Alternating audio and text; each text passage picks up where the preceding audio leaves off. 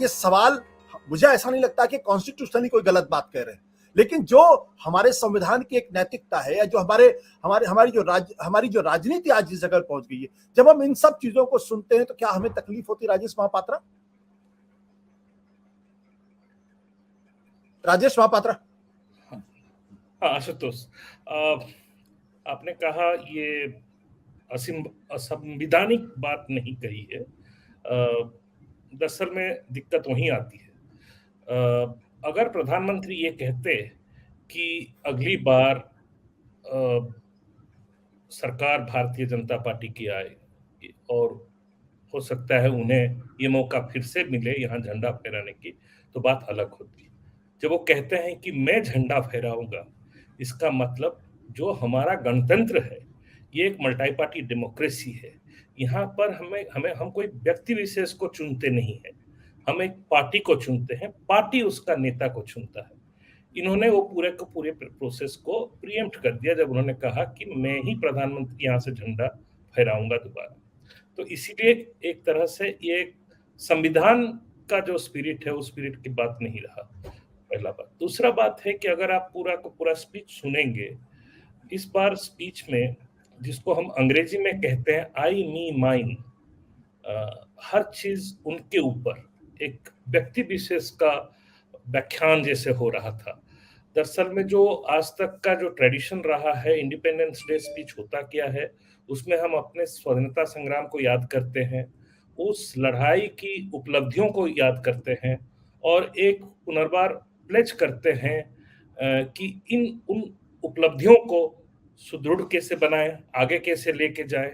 एक पहलू ये होता है स्वतंत्रता दिवस के जो भाषण होते हैं प्रधानमंत्री का।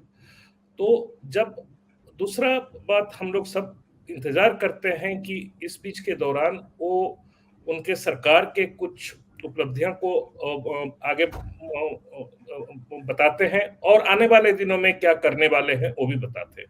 खास करके आज का जो स्पीच था, चूंकि ये 2024 के चुनाव से पहले लास्ट इंडिपेंडेंस डे स्पीच है प्रधानमंत्री के, उम्मीद रखी जा रही थी और पहले भी वही उम्मीद रखे गए हैं कि ये एक ओकेजन होता है जो सरकार कभी कभी बड़े बड़े अनाउंसमेंट भी कर लेती है, इकोनॉमिक अनाउंसमेंट कर लेती है। लेकिन आज के स्पीच में वो सब कुछ नहीं था।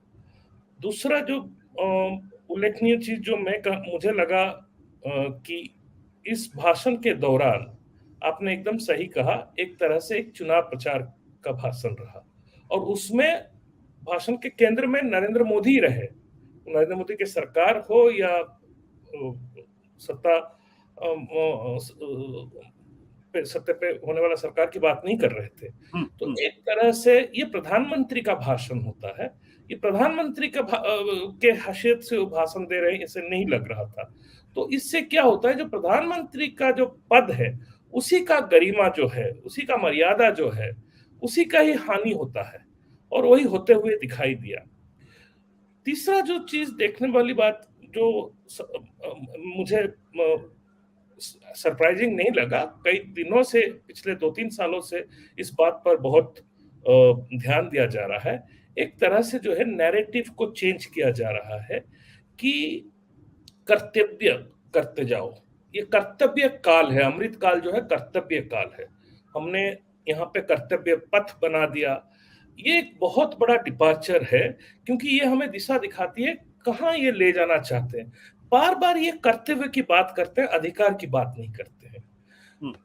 एक डेमोक्रेसी जो है वो सिटीजन्स के, नागरिक के होता है और एक मोनार्की और एक डेमोक्रेसी के बीच में फर्क ये है कि वहां किंग और सब्जेक्ट्स होते हैं, डेमोक्रेसी में सिटीजन्स होते हैं।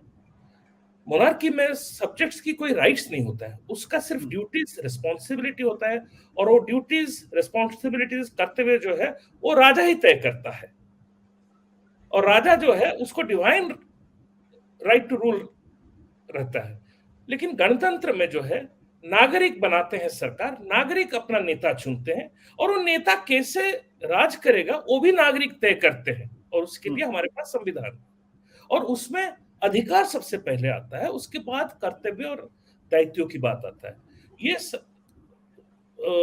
द्रौपदी मुर्मू जी ने जब शपथ ली, सबसे तो वहीं पे हमें झटका लगा जब उन्होंने बार-बार कर्तव्य के ऊपर बोला। उन्होंने कहा कि मैं ड्यूटीज़ को अपहोल्ड करूँगी। उन्होंने एक बार अधिकार की बात नहीं की।